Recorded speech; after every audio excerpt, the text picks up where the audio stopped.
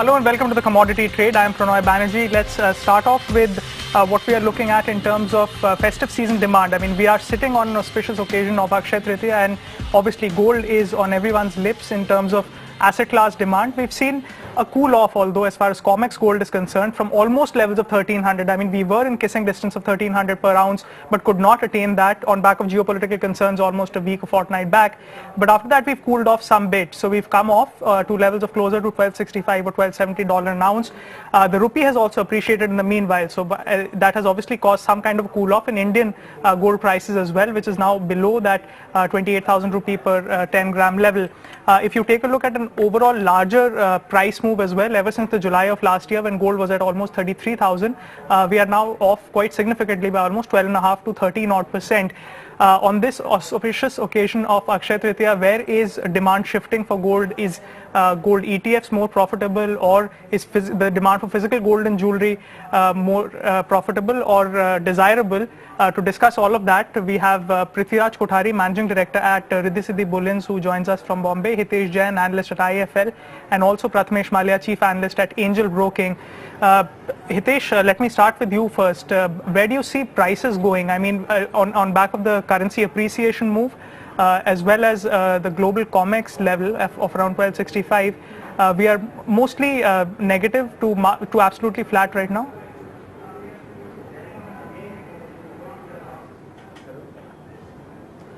See, as a tactical call or as an asset class call, we remain considerably constructive on gold.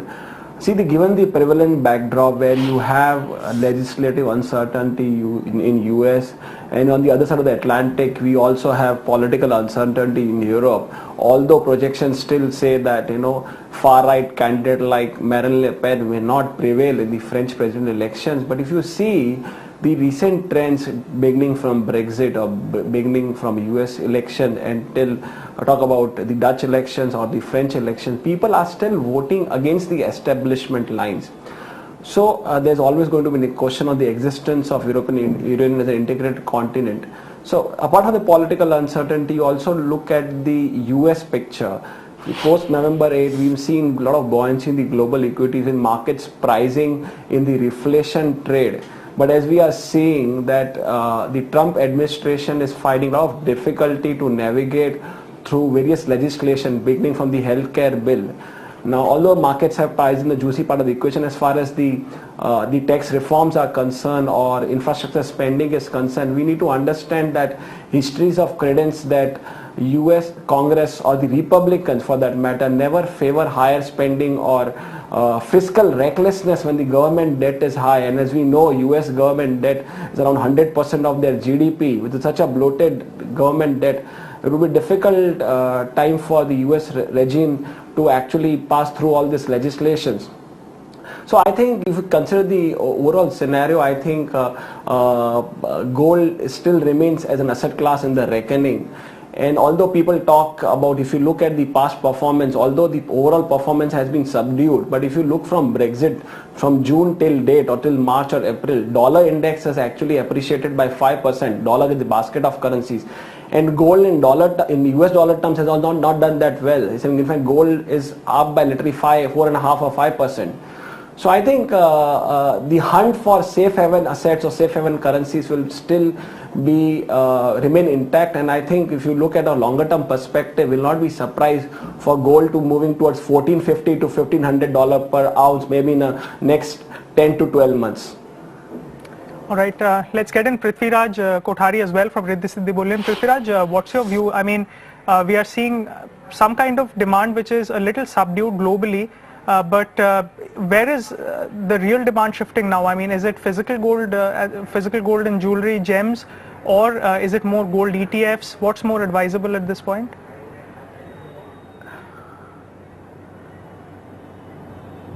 I think it's more advisable is the gold sovereign bond. So if you invest in the gold ETF,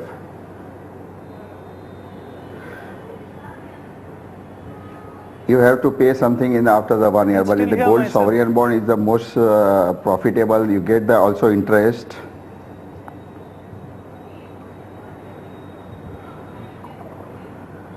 But in India, mostly people wanted the physical gold side. They have the touch, this feelings of a touch.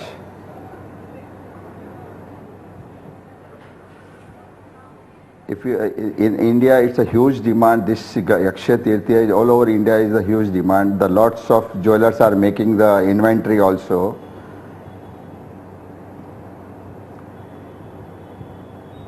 But if we see the, especially in the Telangana and Andhra Pradesh, there is a huge gold demand.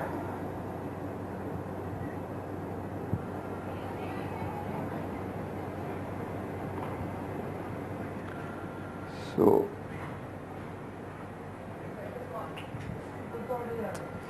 Right. Prithviraj, my next question to you would be that, you know, the Niti Aayog, we're speaking at a time when the Niti Aayog has recommended that the import duty on gold be reduced. This is obviously part of their the draft 3-year plan, which is likely to substitute the 5-year plan regime. So what's your view on that? I mean, we've seen a lot of volatility on back of the decisions associated with tweaking of that import duty. But in terms of this recommendation, do you think that it will bring in more stability over the longer term in terms of prices?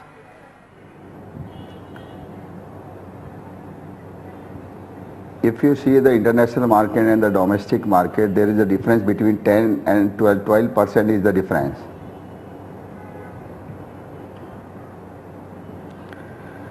And if you see the data of approximately 600 to 650 tons of gold import in India,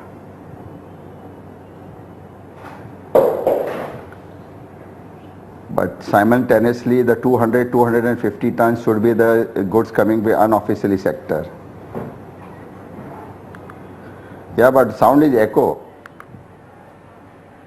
All right, we'll just check the line and repatch the line with Prithviraj. But Prathamesh, let's come to you. I mean, do you concur on the overall price trend at this point? Do you feel that there's more downside from these levels?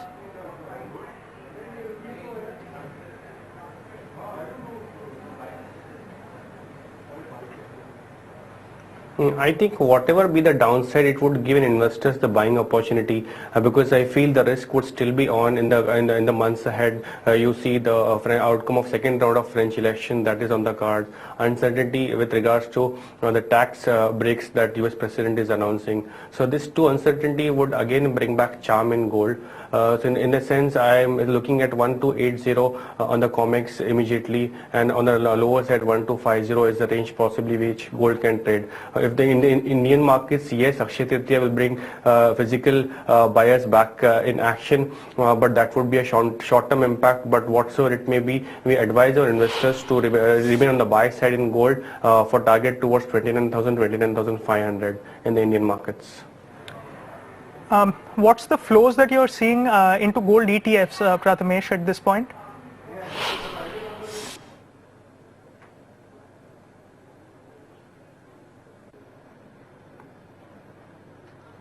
I would not prefer gold ETF as an option because even internationally it is not happening well. In the domestic scenario also, last 4 years there's liquidation happening in the Indian markets. But I would prefer more of a sovereign gold bond which is introduced by Government of India.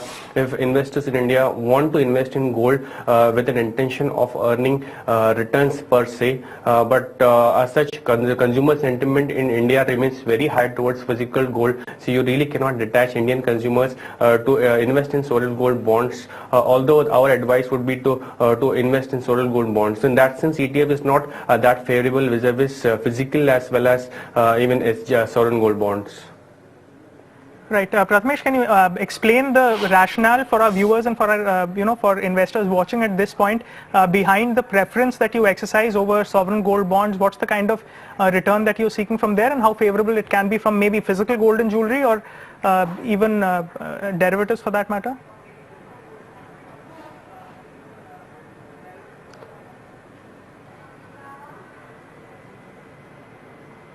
For that, sovereign gold bond as such gives an investor the option that you invest and you sit on it for 5 years. So in that case, you will not liquidate your particular asset. So that is one thing wherein investors remain asset for a long period of time. They will not liquidate.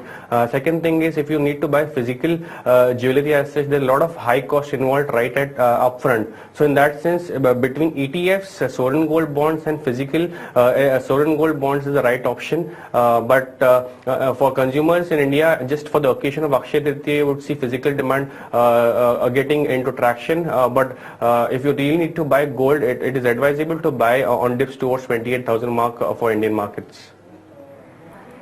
Right. Hitesh, as far as the move on the dollar index is concerned, we've seen some kind of weakening that has played out. We are still sub 100 levels, and the rupee is continuing to strengthen. So owing to that, there has been some domestic weakness as well. Do you think this is a good time to dip in, I mean, into physical gold?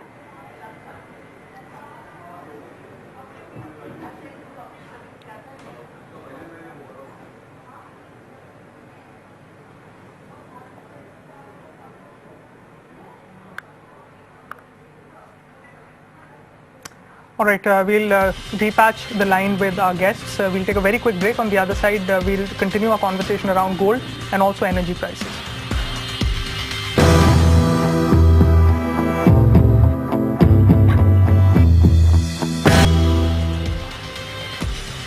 Welcome back. You're watching the Commodity Trade. We have been in conversation with Prithviraj Kothari from Riddhi Siddhi Bullion, Hitesh Jain from IIFL, and also Prathamesh Malia from Angel Broking.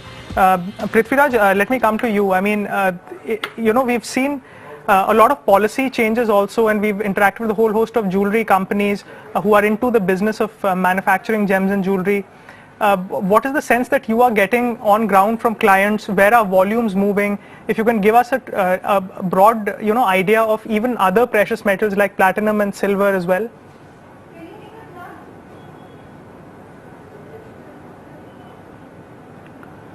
I think the government has to think about the policies. We want to always be put that the one master circular is there. The master circular for each and everything, because if you see the RBI policy is separate,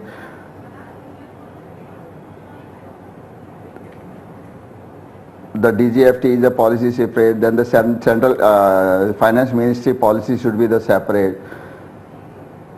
And now the more effect of the GST. It's now GST introduced in July 1st.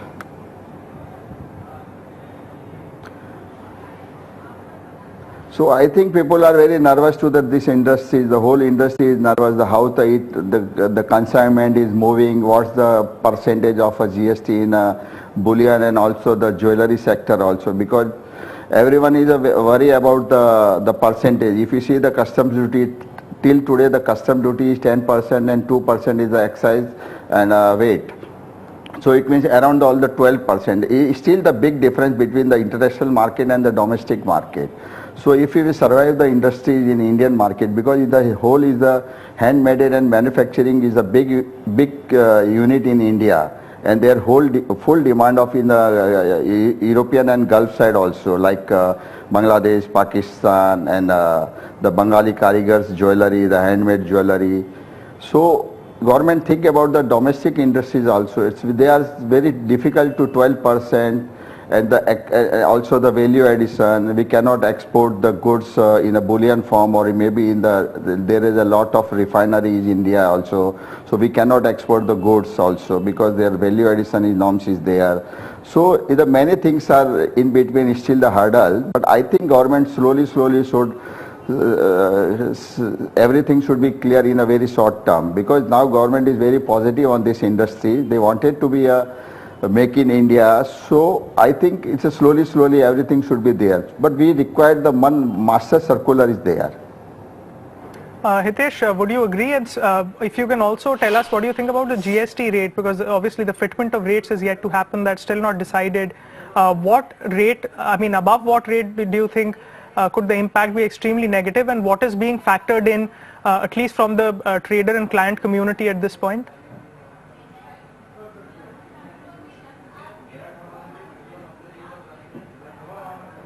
lack of acumen on the physical side. So I don't know how the tax rate or the tax regime would work. But effectively, we need to get a very low tax regime. Either ways, we have to work. What we understand is basically we need a cut in the import duty, or we have to get a moderate GST rate. And so there is no clarity as far as how the things are going to work out on that front. But either ways, either we need a cut in import duty or we need a moderate GST regime as far as precious metals are concerned. All right, Prithviraj, before we let you go, can you give us your targets that you have? I mean, if you have over a 1-year outlook, given the kind of price move that we have seen up until now?